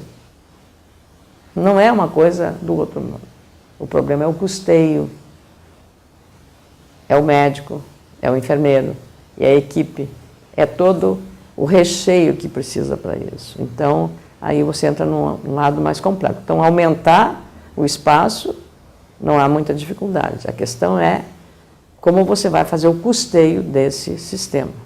E hoje todas as UTIs aqui no Rio Grande do Sul, eu, casualmente, quando estava, lamentavelmente perdemos o nosso querido amigo Adão Oliveira, jornalista, colunista, eu fui visitá-lo, ele estava na UTI do Hospital Moinhos de Vento, todas as UTIs ocupadas, nessa época com essas doenças respiratórias. Qual é o problema? Tenda de oxigênio. A pessoa precisa estar ali, é uma doença crônica, então desafoga. A grande questão é exatamente ampliar as emergências dos hospitais, a dar o atendimento necessário. Às vezes a pessoa precisa, e aí com a medicação adequada, com o atendimento e a recomendação adequada, ela desafoga, porque exatamente a pessoa vai imaginando que a cura só se dá ali dentro, daquele ambiente. Eu sou autora de uma lei que já está em vigor, da quimioterapia oral. O que é a quimioterapia oral? É tratar o câncer com comprimido. Você não precisa fazer aquela uma intravenosa e ir lá, ficar no hospital com todo aquele aparato, correndo risco, porque a pessoa que está com câncer, ela está com imunidades baixas, correndo o risco de uma infecção, está ocupando um espaço de um hospital, de um ambulatório. Então, tomando em casa aquele medicamento, hoje está, e a tendência cada vez mais é reduzir a quimioterapia convencional para a quimioterapia oral. A medicina está aumentando muito, então eu sou autora, entrou em vigor em maio, a presidente Dilma, para minha alegria, sancionou sem vetos o projeto, chamado da quimioterapia oral, de minha autoria, de 2012, e eu, nesse tempo, consegui aprovar um projeto nas duas casas. Isso é uma coisa, digamos, só esse projeto, claro, tem que lembrar que isso é para pacientes que que tenham um plano de saúde. É o plano de saúde que tem que fornecer. Então, para os pacientes, esse direito eles têm. E também fui relatora de uma outra lei, que determina que o SUS precisa, no caso de câncer, de pacientes de câncer, que o SUS comece o tratamento assim que o diagnóstico é feito em 60 dias, a chamada lei dos 60 dias. Já está em vigor também, já completou um ano, já fizemos uma análise do que está funcionando, do que não está funcionando e do que precisa melhorar em relação aos 60 dias. O SUS criou algumas exigências que comprometem um pouco a questão porque o câncer, alguns tipos de câncer, eles são muito violentos. Então, se você não iniciar logo o tratamento quimioterápico ou radioterápico, ou mesmo cirurgia, o risco de esse paciente não sobreviver é grande, né? Então, por isso a importância dessa lei dos 60 dias, que eu fui relatora, trabalhei muito, é uma lei de 97, imagina, 97. Mas eu desencavei, fui lá, trabalhei para viabilizar, também já está em vigor há um ano, já fizemos a avaliação com o Ministério Público Federal de como ela está funcionando, junto com o Ministério da Saúde e todos os outros. Então, é um trabalho permanente de você ir ajustando, é aquela história da carroça, né, cheia de melancias, à medida que anda, ela vai se acomodando. Então, na gestão pública não é diferente disso, à medida que você vai, como diz aquela frase, caminante, el camino se hace al andar, né? Caminhante, o caminho se faz ao andar, né? Segurança Pública, candidata, há uma demanda expressiva por reforço no efetivo da Polícia Militar. Alguns falam em uma defasagem de mais de 10 mil servidores e temos exemplos como Porto Alegre aqui, que reivindica 2 mil servidores a mais para a Polícia Militar. Se a senhora for eleita governadora, daria para estimar quanto dessa demanda poderá ser coberta nos próximos 4 anos? Do orçamento do Estado, os investimentos em segurança são no conjunto das prioridades, que é saúde, educação e segurança. É o menor valor aplicado no orçamento. Se não me falha a memória, são 5% do orçamento. 14% de educação e saúde, um 14% e outro 10 e 5 segurança pública. Se não me engano, é esse percentual. Depois confere, mas por aí. Ou seja, que é o menor dos três, mas bem distante. Então, já por aí você começa a ver. O que aconteceu na Copa do Mundo? Nunca Porto Alegre teve padrão FIFA na segurança. Nós tínhamos PMs em tudo que foi lugar. Claro, à custa de deixar descoberto a região o interior, né? Tem lugares que a viatura da PM não anda porque não tem combustível, ou porque está devendo, ou a unidade da Brigada Militar, a luz foi cortada por falta de pagamento. Gestão. Nós temos que ampliar dentro das necessidades, também fazer um inventário. Quem está na rua? Quantos estão na rua? Quantos estão nos gabinetes? Aonde estão? Fazendo o quê? Então, a sociedade tem que saber o que está acontecendo. O professor tem que estar onde? Na sala de aula. PM, burocráticos, então eles não são soldados, aí são outros servidores. Mas os PMs, policiais militares, têm que estar na sua função de policiamento, de prevenção. A prevenção da presença do policial é uma questão relevante, especialmente junto às escolas, hoje com o problema do tráfico de drogas. Uma boa integração também. O Exército costuma, e existe um programa muito interessante em Goiás, no estado de Goiás, que é aquele número de recrutas que ficam no Exército, entram, fazem o serviço militar, depois tem um termo técnico que se fala, que eu não estou lembrada, que não é a saída deles de lá, porque o Exército tem limitações para a promoção, que é feita com testes intelectuais, a pessoa vai subindo na carreira mediante observância dessas avaliações periódicas com esses cursos. Mas o número é muito grande para um número limitado de vagas. Então, esse contingente que sai do Exército, o que ele tem? Ele tem uma especialidade, esses jovens. Ele tem uma especialidade de manuseio de armamentos, ele tem uma especialidade de disciplina, ele tem uma educação que foi fornecida pelo Exército de 4, 5, 6, 8 anos que ele fica ali. E você vai desperdiçar, e corre o risco de quê? De que esse profissional que sabe manusear seja capturado pelo crime organizado, pelo traficante. Porque ele é uma mão de obra, qualificada. O que existe lá em Goiás? É um acordo da Polícia Militar, ou do governo que fez, com o Ministério do Exército, para que esse contingente, com regramento diferenciado, subordinado à Brigada Militar, seja usado no serviço de policiamento. É uma ideia. E evidentemente, o tratamento dele na hierarquia funcional é diferente do policial militar. Mas você tem alternativas que a sociedade vai dizer, serve. Se dá certo lá, claro, mas a realidade do Rio Grande do Sul, a Brigada Militar tem quase 200 anos, eu sei, respeito demais a instituição, nós todos gostamos muito, né, da Brigada Militar, pela sua história, né, e pelo compromisso que ela tem de defesa da sociedade. Então, nós temos que dialogar essas questões para ver como funciona. Candidata, vou falar do sistema prisional. A questão envolvendo também a desativação do presídio central, enfim, mas uma superlotação carcerária no Rio Grande do Sul. Agora, recentemente, nós tivemos algumas obras de novas penitenciárias para tentar desafogar um pouco o sistema. Qual vai ser a sua política, se eleita, para o sistema prisional? Continuar esse sistema de desafogar, de desconcentrar. Tu vê que a concentração é perigosa em todos os sentidos. A concentração do poder, a concentração do dinheiro, a concentração do presídio dos apenados. Motins são muito mais fáceis em presídios superlotados. A questão dos direitos humanos também, do desrespeito. A questão do comando do crime organizado dentro do presídio. Todo dia você está vendo aí. Então, as políticas que estão sendo usadas hoje serão intensificadas, porque do Fundo Nacional, Fundo Penitenciário Nacional, não muito grande o recurso foi aplicado nesse sistema.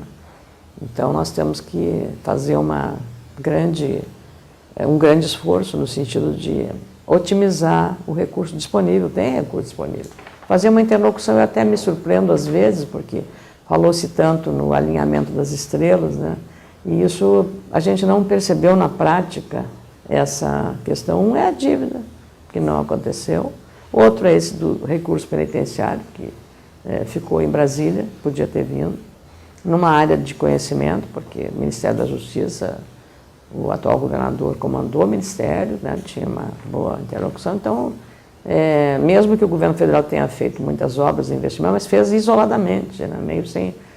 eu acho que claro que são importantes, duplicar Porto Alegre Pelotas, Guaíba Pelotas, duplicar 386, tudo isso aqui é importante, a 448, olha o benefício que deu, né? Quanto se arrastou uma obra dessa. Eu nem discuto o problema de caro ou barato, é o serviço que tem. Então, e também não fica assim aquela questão, o cidadão não quer saber se a obra é estadual, municipal ou federal. Quem paga imposto quer serviço de volta. E ele paga muito imposto, né? Então, eu acho que é essa atitude que a gente tem que ter de responsabilidade, seriedade com o recurso público, com transparência e com muita responsabilidade. Candidata, voltando a uma questão que nós tratamos lá no começo da conversa, que envolve as manifestações ocorridas no ano passado no país. Esses protestos tiveram como um dos alvos principais a questão do transporte coletivo e, sobretudo, o preço da passagem, que inclusive vem aumentando além da inflação no decorrer dos últimos anos e consumindo uma parcela cada vez maior do orçamento das famílias. Se a senhora for eleita, o que o governo poderá fazer para minimizar essa situação, ou seja, que a tarifa deixe de pesar tanto no bolso do consumidor? E já lhe pergunto, a senhora acredita que o Estado deve subsidiar o preço da tarifa de transporte coletivo urbano? Ele na verdade, hoje já é, de alguma forma, subsidiado. Tem alguns subsídios, mesmo indiretos, para o sistema. As prefeituras municipais, hoje, e vocês deviam fazer até mostrar isso nos jornais, quantas prefeituras investem para pagar o transporte dos estudantes que saem de Venâncio Aires para ir para Santa Cruz do Sul, para a faculdade, ou que saem de Canela para ir para Caxias, para a faculdade. E a prefeitura é que banca isso. Além do percentual legal que a saúde para o município determina, as prefeituras também estão fazendo investimentos para melhorar, porque, ora, o estudante já paga uma prestação na universidade comunitária. Para o orçamento familiar, mais um encargo do transporte escolar, porque não é conveniente que ele vá de carro. Problema de segurança, um problema de gasto, né, adicional. Então, ele vai num ônibus que todos saem de um determinado ponto, os estudantes vão para a universidade, nos seus diversos cursos. As prefeituras estão fazendo isso, em várias cidades. Em Lagoa Vermelha faz isso para ir para Passo Fundo. Eu falei ali de Canela para Caxias, de Venâncio Aires para Santa Cruz, e assim sucessivamente, em vários lugares. Então, é preciso você ter uma forma de como você administra o atendimento dessa demanda com a sua capacidade financeira de atendimento. Conversando com as concessionárias do transporte público, você ativando também o transporte que é administrado pelo setor público, Transurb, na região metropolitana, que é importante aí a participação do governo federal, o Ministério da cidade, para você ter digamos, uma integração dos modais facilitados. Então, nós temos que, digamos, ter mais criatividade também. Passaram-se anos, décadas. Agora, recentemente, nós temos um catamarã fazendo um transporte. É uma questão que já, né, desafoga. Quanto mais você descentraliza e cria alternativas, mais você reduz o fluxo de veículos. Então, Transurb é um, o catamarã é outro, e você teria que criar outros transportes alternativos para evitar o que São Paulo está hoje, de você ter que, em determinados dias da semana, as placas ímpares, só pode entrar um carro com placa ímpar ou placa... E a operação disso como é complicado, né? Até para operacionalizar isso, como você vai fazer? Mas é um extremo, aí entra um aspecto de poluição e de trafegabilidade. Nós criamos aqui a 448, maravilha. Mas chega ali para entrar em Porto Alegre, e eu sair de Porto para entrar na Freeway, é um gargalo, porque tranca na 116. E nós estamos com um viaduto em Sapucaia. Há quanto tempo está aquela obra lá? Nós temos esse outro problema. E o atraso da obra, ele impacta sobre o tempo que você gasta para trafegar por ali. 1 hora, 2 horas. Às vezes, um dia eu fiz um teste, eu lido com as redes sociais, com o Twitter, jornalista, né? Tenho obrigação de lidar bastante com ele. Falar na televisão também, todo mundo já me conhece. Aí, eu comecei a colocar, olha, passei por aqui, estou há 1 hora aqui parado. Dependendo do horário, 1 hora de Canoas, não, acho que foi de Canoas Canoas até Sapucaia. 1 hora, mais de 1 hora. Aí as pessoas me botaram assim, imagina, senadora, e eu que tenho que todo dia fazer isso. Quer dizer, ou seja, eu estava perdendo naquela semana ou naquele mês 1 hora. Quem passa por ali 25 dias por mês são 25 horas perdidas no seu tempo. Perdidas. O que ele vai fazer ali? Só atualizar o seu e-mail, mandar mensagem ou dar umas broncas, né? Estou aqui, está preso, ou né? Vamos lá. É o risco também de você parado ali, entrar um assaltante, fica tudo mais fácil, você como é que vai fazer? Então, essa questão do transporte público é muito fácil do cara, vou fazer passe livre. Não pode fazer o que você não pode prometer. E até criaram um passe livre naquele momento, se você olhar lá, o presidente do Senado, o Renan Calheiros, agenda positiva, né? Você tem que ter senso de responsabilidade quando toca nessas coisas. Não pode fazer no afogadilho e no calor das coisas, não. Tem que ter racionalidade. Vamos fazer. Como? Tem viabilidade? Tem. Vamos fazer. Agora, apenas você anunciar, né? Como aqui foi anunciado. Aqui foi anunciado, o passe livre para quem? Para a região metropolitana. Aí é injusto. Porque você tem região de Pelotas, em torno de Santa Maria, em torno da fronteira. Vão ficar por quê? Eles vão ficar a região de Caxias, no entorno de Caxias, Garibaldi, Farroupilha, Carlos Barbosa, Bento, Antônio Prado. É uma região, foge. Então, só que são outros cidadão classe A e classe B. Então, essas coisas você tem que tratar com a questão da igualdade, dos direitos das pessoas. Quando fizer o programa, tem que um programa que tenha um acolhimento, que seja o possível. Não adianta vender ilusões. Nós temos que vender o que nós vamos fazer. A realidade. A realidade. E o compromisso com a eficiência do Estado. Com isso, com transparência, né? Falando as coisas como elas são. Não adianta, é muito bonito. E por isso que os políticos estão perdendo espaço, porque se promete muito e se faz e se cumpre muito pouco. Certo. Candidata, para a gente terminar, nós temos algumas perguntas que eu vou pedir que a senhora responda de forma bem mais breve possível, que foram enviadas por jornais, veículos associados à Associação dos Diários do Interior, relativo a algumas demandas regionais. Começando pela região centro-oriental, uma pergunta elaborada pelo Jornal do Povo. Qual a sua proposta de desenvolvimento para as cadeias produtivas de arroz e soja no Rio Grande do Sul e que tipo de investimento será necessário o Estado participar? Olha, quem sabe do setor são os agentes do setor. São os produtores de soja, são os produtores de arroz, é a indústria, é a cadeia produtiva.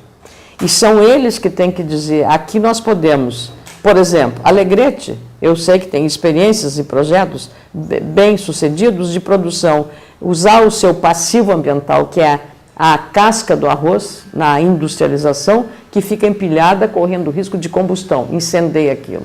Aquilo você tem que resolver. Como? Queimando numa usina e gerando energia. Agora, o investimento para fazer isso, o empresário faz e tem um excedente da energia. Ele pode vender, jogar essa energia. Agora, não compensa para ele fazer isso porque o custo e a burocracia da ANEEL para esse processo ainda não foi resolvido. Então, falta segurança jurídica. Mas os setores todos estão muito, eu diria assim, profissionalizados, e são eles os setores que têm que dizer, não adianta um governante chegar lá e dizer como é que ele tem que plantar arroz, ou como é que ele tem que, qual é a variedade que serve. Quem diz são os técnicos. E o Rio Grande do Sul, no caso do arroz, tem o IRGA, que é um órgão que uma grande história de excelência, continuar fazendo um trabalho técnico, mas não, de novo, serviço de partido. A questão da soja, a mesma coisa. Nós aqui fizemos um grande debate sobre a mudança geneticamente modificada. Nasceu no Rio Grande do Sul essa guerra, foi vencida com a lei de biossegurança. Então, todo o setor, o que o pessoal precisa para essas cadeias produtivas é a eficiência, ele precisa de logística, porque eles sabem da porteira para dentro da sua granja, tudo eles sabem fazer, são competitivos, altamente competitivos. São altamente produtivos, melhor dizendo, muito produtivos, mas perdem competição quando você, para transportar, escoar 1 tonelada de soja aqui no Brasil, você paga $157 por tonelada. Para escoar 1 tonelada de soja nos Estados Unidos, você paga $102 por tonelada. Essa é a diferença, isso é a competitividade. Nós perdemos competitividade com a Argentina também, porque eles têm escoamento muito mais prático, e nós perdemos. Não usamos as nossas hidrovias. Aliás, é a próxima pergunta aqui, as hidrovias. De Cachoeira, o povo nos questiona aqui, projeto de navegação fluvial. Hidrovias. Hidrovias, dragagem do Rio Jacuí e Porto de Cachoeira. Tudo isso, veja só, quer dizer, eu não vou dizer o que o que a cadeia produtiva precisa é de condições de escoamento desta produção, seja arroz beneficiado, seja a farinha do arroz, seja o que for, tá? Dentro do que se chama valor agregado da produção, que é o que mais se fala, para evitar. Mas o que acontece? Porque não tem a logística, não tem a facilitação desse ambiente favorável, o cara prefere exportar o grão sem até não beneficiado, porque o trabalho dele é menor, não vai implicar em mais gastos. Mais gastos daria melhor renda para a economia, porque o imposto é valor agregado, gera mais empregos, amplia a capacidade do setor de influenciar na economia. Não, mas o Estado é que empurra para ele ser exportador de matéria-prima. Soja é o caso. Então, nós temos biodiesel, né? Íamos fazer de soja. A situação está complexa, a regra do jogo mudou. Então, tudo isso é não usar as nossas hidrovias, os nossos modais para reduzir o custo e para desafogar a estrada, que está matando. E que está nós perdendo 1 hora de tempo, 2 horas de tempo, né? Então, candidato, pergunta da região Nordeste, jornal Folha de Caxias. A Serra Gaúcha tem problemas de infraestrutura que prejudicam a logística da distribuição da produção agrícola e metalmecânica. E aí eles lhe questionam sobre 3 demandas. A duplicação da Rota do Sol, entre Caxias do Sul e Lajeado, a duplicação da RS 122, entre Caxias e São Vendelino, e o aeroporto regional de Vila Oliva. Ele pergunta o que a senhora pode afirmar a respeito. Olha, todas essas demandas são absolutamente legítimas e nós vamos continuar dialogando com a comunidade. Eu até achei que ia estar 470 aí nessa demanda, porque 470 também é fundamental para a região de Caxias, porque você abre uma saída para Santa Catarina através da 470, saindo de Nova Prata até André da Rocha. E André da Rocha, essa estrada já foi feita pelo Estado, e de André da Rocha até Barretos, que é para encontrar a 116, é digamos, uma reivindicação muito importante. E a 285 da mesma forma. Veja, isso dará um desafogo também à 470 nesse trecho importante. Nós estamos, e por isso que eu faço muita defesa de nós termos o Aécio Neves lá. O Aécio lá em Minas Gerais fez um trabalho muito grande na área de rodovias com um modelo próprio que funcionou em Minas Gerais. E nós, aqui no Rio Grande do Sul, podemos ver como funcionou, por que funcionou, quais as condições para você aplicar um sistema parecido aqui. Hoje, a questão da logística ela é determinante. Aí você tem várias condições. Uma duplicação numa estrada, num terreno como digamos, na zona sul do estado, que são terrenos mais planos, mais limpos, tem um custo e tem uma demora. fazer duplicação em áreas que têm desníveis de terrenos, na serra, por exemplo, ele é muito mais complexo, é muito mais difícil do ponto de vista, às vezes, tecnológico, técnico, do ponto de vista ambiental, para você preservar essas condições. Mas nós vamos trabalhar intensamente nessas demandas, porque Caxias eu comparo Caxias a São Paulo, né? Caxias é o nosso São Paulo no Rio Grande, né? Caxias e o entorno, toda a serra, todo o entorno de Caxias do Sul é o nosso grande ABC, né? Então, ali está, digamos, o núcleo mais forte do ponto de vista tecnológico, do ponto de vista da capacidade empreendedora, do ponto de vista da sua potencialidade na exportação, no comércio interno, na comercialização, na produção de produtos assim. Então, você tem ali eu digo, as multinacionais gaúchas nasceram onde? Caxias do Sul. Então, multinacionais. Caxias, Carlos Barbosa, né? Tramontina, Mamar, Marco Polo, Randon, Guerra, né? Isso só para citar os nomes de maior visibilidade, né? A Vipal, né? Vipal, Nova Prata, né? Que também faz um trabalho importante na questão da restauração de pneus, que é uma questão ambiental também relevante. Então, você tem que dar para esses setores aquilo que nós falamos antes sobre a questão da produção agropecuária, a competitividade. Ele perde competição quando ele fala. E aqui nós temos isso que nós temos, que é uma qualidade de mão de obra excelente, é digamos, uma formação do pessoal. Às vezes aquele trabalhador que está nessa unidade, ele vai ser daqui a pouco um microempresário, e daqui a pouco um médio empresário, e daqui a pouco um grande empresário. Porque é essa vocação que tem a cultura gaúcha. Então, essas condições básicas das diversas regiões, no caso do centro, né, Vale do Rio Pardo, por exemplo, Cachoeira, essa região, com a questão do aproveitamento fluvial, você dá um salto de qualidade. Porque é como a história de um município. Nós temos 70 municípios sem acesso asfáltico. 70 municípios sem acesso asfáltico. É uma coisa aceitável no nosso estado? Eu acho que não. Então, na Costa Doce, Sertão Santana, aqui perto de Porto Alegre, na praia, ali na ida no corte para a praia também, nós estamos sem acesso asfáltico, é areia pura. Sertão Santana, ali você tem uma colonização alemã, italiana, na Costa Doce, com indústria de arroz. E não tem acesso asfáltico à cidade. Então, é uma necessidade fundamental, não só a questão micro-regional da Serra, que são todas as demandas já. Essa 470, então, vou te dizer, até um empresário lá de Nova Prata um dia me disse, se juntasse o couro de todas as vacas ou dos bois que fizeram churrasco nas inaugurações, que agora vai começar, se juntasse um couro no outro, dava para dar volta ao mundo. Né? É uma simbologia para dizer, não, promessas foram muitas, mas a obra em si. Agora já tem Nova Prata, André da Rocha, mas é preciso prosseguir. A 470 de Lagoa Vermelha a Barracão, eu sou de Lagoa Vermelha, nossa, é uma estrada fantástica, mas isso mudou totalmente. Hoje já estamos com outro problema. Ela entra, a 470, ela cruza na 285. E ali o DENIT não fez uma previsão de viadutos. E ela está numa região urbana, porque a cidade vai buscando mais espaço. Ali tem dado muito acidente, porque é um cruzamento, com pessoas que vão atravessar a faixa, duas rodovias federais.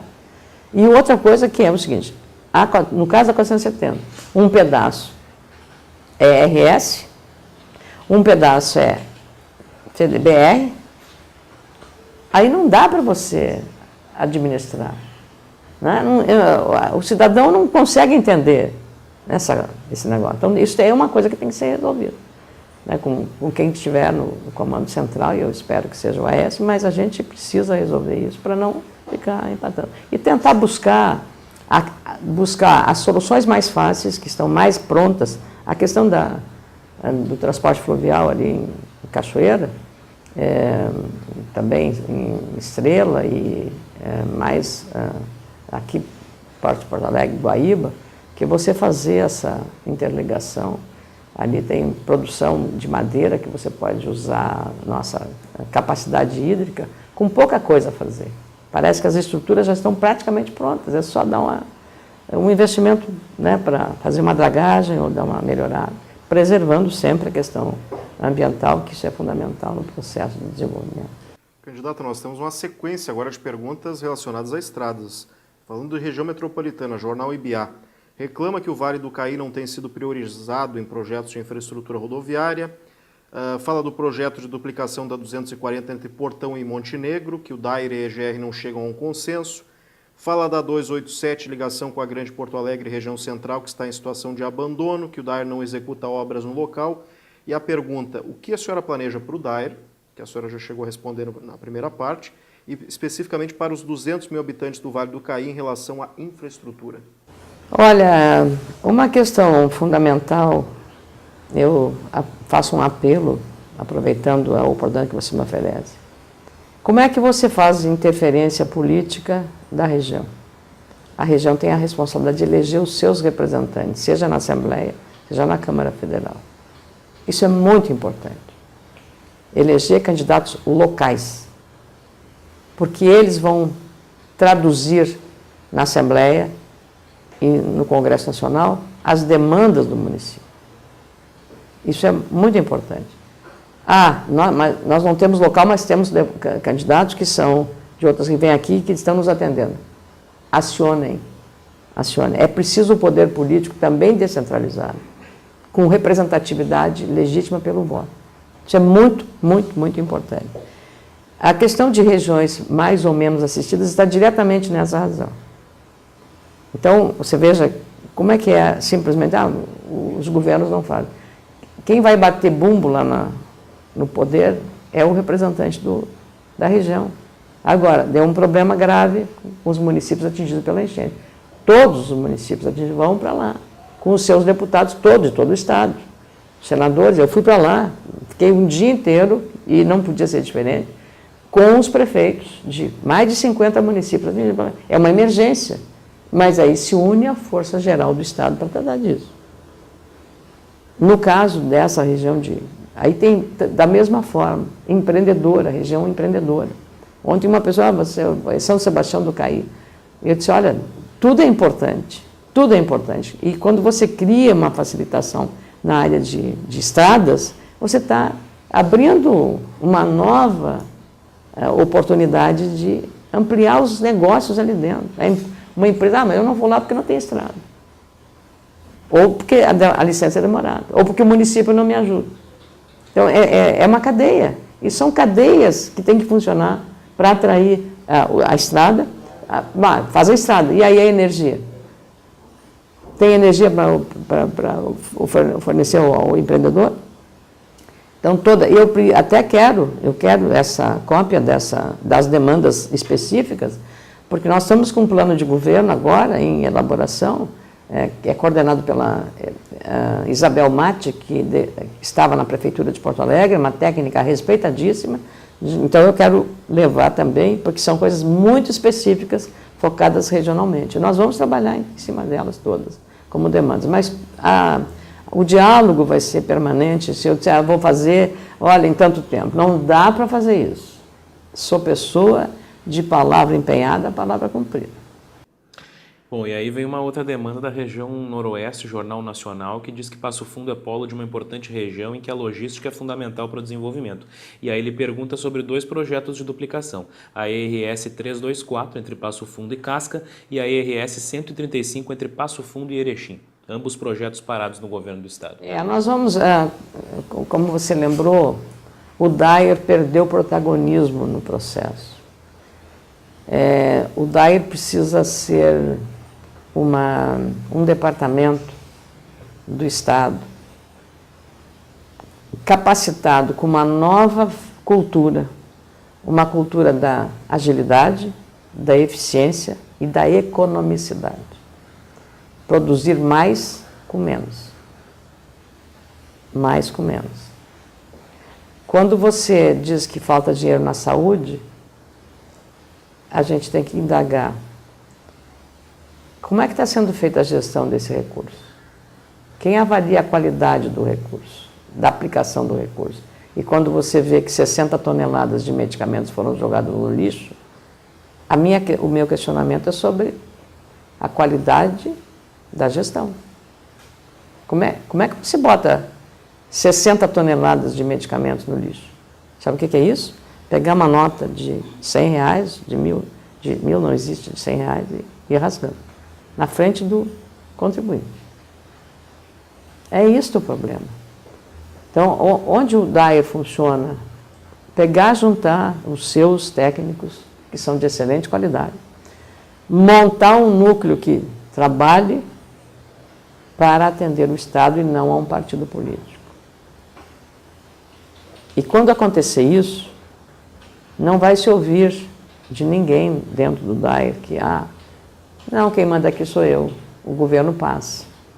Não, eu tenho a convicção de que dentro do DAER, todos estão comprometidos de ter uma imagem do DAER restaurada, recuperada. Que as pessoas, é o DAER, o nosso DAER funcionando. Não precisa nem mudar o nome, para que a gente respeite esse departamento. E veja só, né, quer dizer, o Estado foi buscar fazer uma nova empresa, porque ele não pegou o próprio DAER, faria uma economia maior para fazer aquilo. Digamos, uma desvalorização de uma capacidade que você tem. Vamos arrumar o que está faltando. Chama lá os engenheiros, chama os técnicos do DAER. O que está faltando? Onde é que nós estamos? Eu sei que nós temos em alguma cidade da fronteira, tem um funileiro do DAER.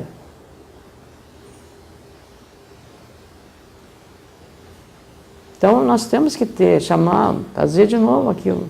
Onde estão as pessoas? O que as pessoas estão fazendo? Onde? Ela está sendo produtiva? O servidor? O servidor tem interesse de ser valorizado. Porque quanto mais o órgão produzir, mais condições de avaliação e de recompensa ao trabalho dele ele terá. É claro. Quando se defende, né, instituições que nós temos, que as pessoas vão defender. A sociedade vai lá defender. Quiseram fechar aqui a escola Tiradentes, né? Lembra? Escola Tiradentes, uma escola da Brigada Militar. Lembra disso? Quiseram fechar a escola Tiradentes. O que aconteceu com a escola Tiradentes? A população, não, essa não vai fechar. Essa funciona muito bem. E a população não deixou fechar. Então é isso, quer dizer, a ideia e a avaliação que a sociedade gaúcha tem da escola Tiradentes é a melhor possível. E olha o desempenho que tem essa escola em relação às avaliações escolares. Então, se ela está funcionando bem, para que você vai desmanchar o que está funcionando bem? Pega o DAER e bota o DAER a ter a imagem que tem a Tiradentes. Imagem de eficiência. Você está recuperando a autoestima, você está valorizando o servidor e está dando a um órgão público a sua função. Ele está lá, eu diria, abandonado. Né? Abandonado, porque penso que tem que dar aquela, digamos assim, aquele revigoramento, né? Aquela modernização e aquela valorização dos servidores. Tem lá. E o DAER vai ter que ter uma função muito grande de agente, de entrar nessas demandas com muita agilidade. Bom, candidata, para nós finalizarmos agora, 2 perguntas do Vale do Rio Pardo, enviadas pela Gazeta do Sul. Primeira delas, RSC 287, é um projeto de duplicação da rodovia, de muito buscado pela região, enfim, agora a EGR assumiu o trecho. O que a senhora pretende fazer para tirar do papel, para agilizar essa duplicação? Bom, como eu falei desde o começo dessa entrevista, todos os projetos, todos os programas, não só na área social, mas projetos viáveis, que sejam demandas das regiões e que estejam em andamento, terão continuidade. Eu não sou uma pessoa irresponsável como líder política e como gestora, que faço no meu gabinete, e muito mais no desafio que terei pela frente, honroso, mas extremamente complexo, dada a situação do nosso Estado, implodir aquilo que foi construído. O que foi iniciado será dado continuidade, sob as condições reais de o Estado continuar a obra. Seja da 287, seja de outras rodovias que estejam sob jurisdição da EGR. O que vamos fazer, se será a EGR que vai dar prosseguimento, é outra história. Mas que o projeto que foi começado será dado continuidade. Não é um projeto de um partido, é um projeto da sociedade e da região. É esse o entendimento que eu tenho e que nós, da nossa coligação, tem a respeito das demandas regionais. Para encerrarmos então, candidata, nós já conversávamos sobre isso antes da gravação, sobre a importância da fumicultura para a economia do Vale do Rio Pardo. Só que há uma preocupação muito grande com a subsistência da fumicultura no médio e longo prazo, dado uma série de intervenções e de restrições que vêm sendo criadas em nível de legislação ou de resoluções de agências reguladoras, que realmente criam uma preocupação quanto ao futuro dessa importante cadeia produtiva. Qual vai ser o seu posicionamento enquanto governadora em relação a isso? Em nenhum momento eu deixarei de fazer o que eu sempre fiz em relação à agricultura familiar dedicada à produção de tabaco. Como jornalista e como senadora, estive sempre ao lado desses produtores. Agricultura familiar. As áreas da fumicultura são minifúndios. Se alguma lavoura existe no país, minifúndio é a lavoura de tabaco. Rio Grande do Sul, Santa Catarina, Paraná e uma parte da Bahia. Em todos os momentos que o setor precisou, eu estive junto, porque entendo que você não pode simplesmente dizer, a partir de hoje você não pode mais plantar fumo, sem dar a esse agricultor uma renda compatível àquela que o fumo lhe proporciona. Ali está, com a renda que ele faz do plantio do fumo, a escola para os filhos, a educação, a sua casa, tudo que ele tem. Tudo que ele conquistou foi com essa lavoura, de gerações. Na bandeira do Brasil aparecem duas plantas. Quais? Café e tabaco. As pessoas não... No emblema do Brasil, não é na bandeira, no emblema da República, entrelaçados, café e tabaco. Eu sei que os especialistas em saúde condenam o tabaco para prevenir doenças respiratórias e cardiorrespiratórias. Está correto. É preciso também alertar a população dos males que o cigarro traz à saúde. Essa é uma coisa. A outra coisa é a liberdade desse agricultor ter a renda da sua família com uma cultura que é 85% exportada. O que está fazendo o Brasil? Está fazendo, tem que respeitar algumas convenções das Nações Unidas, a Convenção Quadro sobre Tabaco, que é restritivo, que manda fazer o que? Chama-se reconversão. Então, o governo, uma hora atende a reconversão para acabar com o tabaco e outra hora diz que apoia a agricultura familiar. Então eu tenho que ter a noção clara para falar para esse agricultor, afinal, de que lado eu estou. De que lado eu estou. Não fumo. Mas eu não posso dizer ao agricultor minifúndio, agricultura familiar, que ele a partir de amanhã não pode mais produzir aquilo, está dando essa renda para ele. Especialmente porque 85% vai para fora. Hoje, como nós não temos fiscalização, as indústrias instaladas em Santa Cruz, em Venâncio, cumprindo com todas as suas regras, legislação trabalhista, previdenciária, tudo, licenças ambientais, estão sendo atingidas por uma concorrência desleal e predatória, não só do ponto de vista financeiro e dos empregos, mas também para a saúde da população. Por quê?